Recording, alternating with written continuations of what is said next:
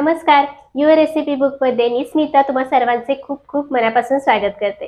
उन्हाळा सुरू झालाय की आईस्क्रीम प्रत्येकाला खावंसं वाटतं। प्रिझर्वेटिव्ह वापरलेलं विकतचं आईस्क्रीम खाण्यापेक्षा घरच्या घरी अगदी सहजरित्या हे आईस्क्रीम आपण करू शकतो। मुळात आईस्क्रीमचे वेगवेगळे फ्लेवर्स बाजारामध्ये जे विकत मिळतात ते सगळे फ्लेवर्स आपण घरी करू शकतो। त्यातलाच एक सर्वांना आवडणारा फ्लेवर्स म्हणजे चॉकलेट आईस्क्रीम। आजच्या भागात आज आपण चॉकलेट आईस्क्रीम कसं करायचं ते पाहतोय। तर त्यासाठी सर्वात आधी काय साहित्य घेतले ते एकदा पाहूया। 1 कप म्हशीचं दूध। आता दूध घेत असताना इथे मी कच्चं दूध वापरले। कच्चं दूध म्हणजे एकदाही न तापवलेलं दूध। आणि दूध घेताना म्हशीचं दूध वापरायचं, गाईचं दूध वापरायचं नाही, कारण म्हशीच्या दुधामध्ये फॅट भरपूर असतं, म्हणजे आईस्क्रीम छान क्रीमी आणि घट्टसर तयार होतं। पाव कप मिल्क पावडर, पाव कप पिठी साखर, सोबतच आपल्याला लागेल 3 टेबलस्पून कोको पावडर आणि 1 टेबलस्पून कॉर्नफ्लॉवर। साहित्य काय काय घेतलं ते पाहिलेलं आहे। आता लगेच आपण आईस्क्रीमचा पेस्ट तयार करून घेऊ। तर सर्वात आधी आपल्याला हे जे दूध घेतलेलं आहे ते गरम करून घ्यायचं आहे। एका भांड्यामध्ये हे संपूर्ण दूध काढून घेऊ। यामध्ये घालायचे cornflour, cocoa powder, milk powder आणि पिठी साखर। आता हे सर्व साहित्य एकदा चांगलं एकजीव मिसळून घेऊया। यामध्ये एकही गुठळी राहणार नाही इतकं याला छान एकजीव मिसळून घ्यायचं आहे। हे पहा, याला छान एकजीव मी मिसळून घेतलेलं आहे, एकही गुठळी राहिलेली नाही। हे सगळं एकजीव मिसळून झाल्यानंतर आता हे भांडं आपल्याला गॅसवर ठेवायचं आहे आणि साधारण 4 ते 5 मिनिटं याला शिजवून घ्यायचं आहे। याला एक चांगली उकळी येईपर्यंत शिजवून घेऊया। शिजवत असताना मात्र सतत हलवत राहायचंय, म्हणजे याच्यामध्ये आपण कॉर्नफ्लॉवर घातलंय ते खाली तळाशी चिकटणार नाही।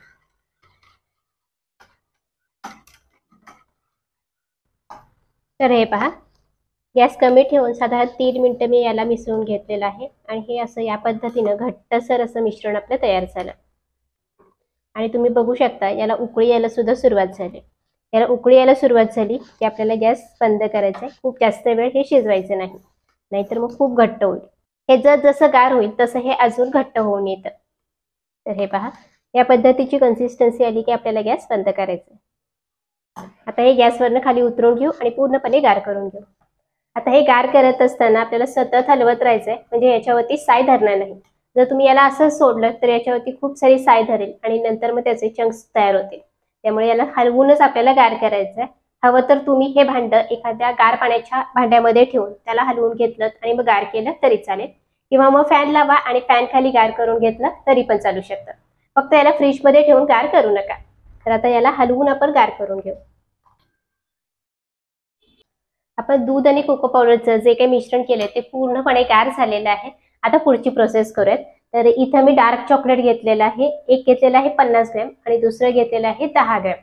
तर इथं आपण जे 50 ग्रॅम डार्क चॉकलेट वापरतोय ते आपण आईस्क्रीमसाठी वापरणार आहे आणि उरलेलं 10 ग्रॅम जे आपण चॉकलेट वापरतोय ते डेकोरेशनसाठी वापरणार आहे। तुम्हाला जर वरचं 10 ग्रॅम डेकोरेशनसाठी वापरायचं नसेल तर स्किप केलं तरी पण चालू शकतं, किंवा याऐवजी चोको चिप्स असतात ते वापरले तरी पण चालतील, किंवा तेही नसेल तर डेअरी मिल्कची कॅडबरी असते त्याचे छोटे छोटे तुकडे करून वापरले तरी चालतील। तर आता हे जे 50 ग्रॅम डार्क चॉकलेट घेतलंय हे आपण थोडंसं कट करून घेऊ।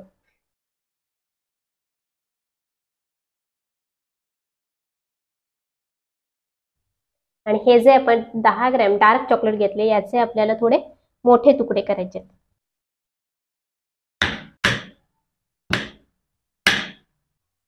तर हे पहा, साधारण असे हे या पद्धतीचे तुकडे करून घेतलेले आहेत। लहान मोठे तुम्ही कोणत्याही साइज मध्ये केले तरी चालते।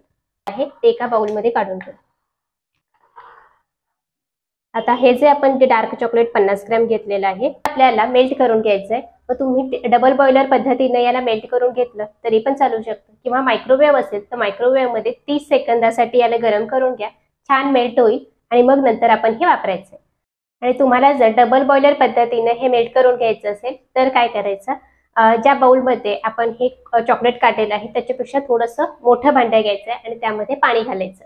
अंदाजाने किती पाणी घातलं तरी चालेल आणि ते पाणी चांगलं उकळून घ्यायचं। फक्त पाणी घेत असताना हा जो बाउलचा खालचा तळ आहे तो पाण्यामध्ये बुडणार नाही याची मात्र काळजी घ्यायची। त्या भांड्यावरती हा बाउल ठेवायचा आहे आणि चमच्याने ढवळत याला मिक्स करून घ्यायचं। खाली जे उकळलेलं पाणी असतं त्याच्या वाफेने वरचं चॉकलेट मेल्ट होतं आता याला मी मायक्रोवेव्ह मध्ये 30 सेकंदासाठी मेल्ट करून घेते। आता यानंतर आपल्याला व्हिपिंग क्रीम बीट करून घ्यायचे। तर त्यासाठी इथे मी केकसाठी जे डेकोरेशनला क्रीम वापरली जाते ती व्हिपिंग क्रीम वापरलेली आहे। आता 1 कप व्हिपिंग क्रीम घेतली।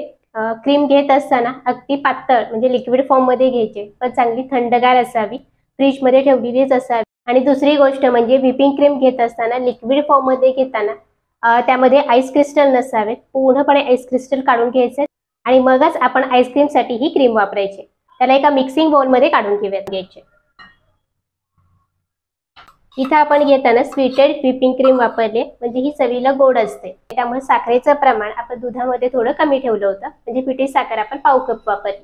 जर तुम्ही विदाउट शुगर व्हिपिंग क्रीम वापरत असाल तर मात्र तुम्हाला दुधामध्ये साखरेचं प्रमाण थोडंसं वाढवावं लागेल। तर आता ही जी क्रीम आपण घेतलेली आहे ती थोडीशी बीट करून घेऊयात। आपण केकसाठी बीट करतो ना, अगदी त्याच पद्धतीने बीट करायचंय, पण थोडी कमी बीट करायची। केकसाठी आपल्याला खूप घट्ट अशी क्रीम लागते, आईस्क्रीमसाठी तितकी घट्ट बीट नाही करून घेतली तरी चालेल।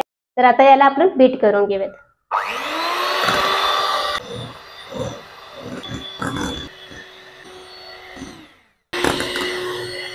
तर इथं आपले हे क्रीम बीट करून झाले आणि तुम्ही बघू शकता बीटर यामधून काढल्यानंतर याचं वरचं जे टोक आहे ते उभं राहत नाहीये, पटकन खाली पडतंय। इतकीच क्रीम आपल्याला बीट करून घ्यायची, याच्यापेक्षा जास्त बीट करायचं नाही। आता यामध्ये जे डार्क चॉकलेट आपण मेल्ट करून घेतले ते घालूयात।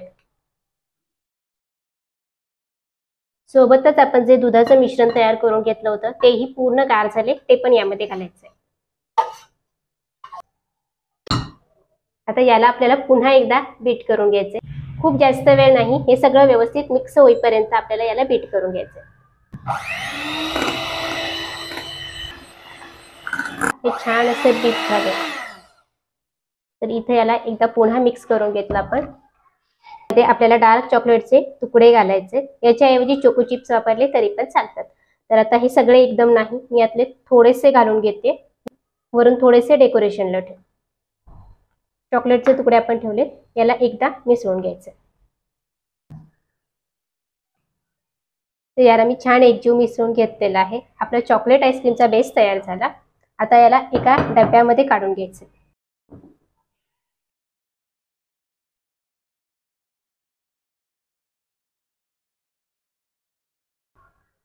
तर इथे मी 2 डब्यामध्ये हे आईस्क्रीमचं मिश्रण काढून घेतलंय। तर हे पहा, एकसारखं असं पसरून घ्यायचं।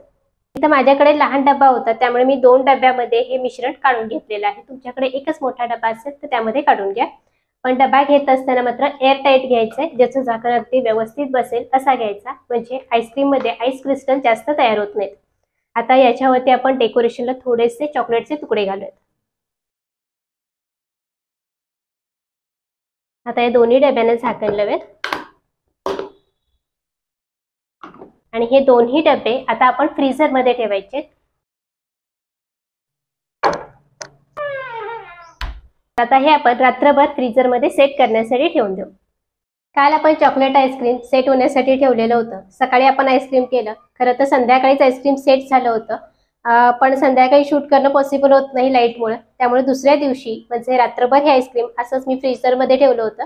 आज दुसऱ्या दिवशी सकाळी आपण हे आईस्क्रीम चेक करतोय, तर पटकन सर्व करूया।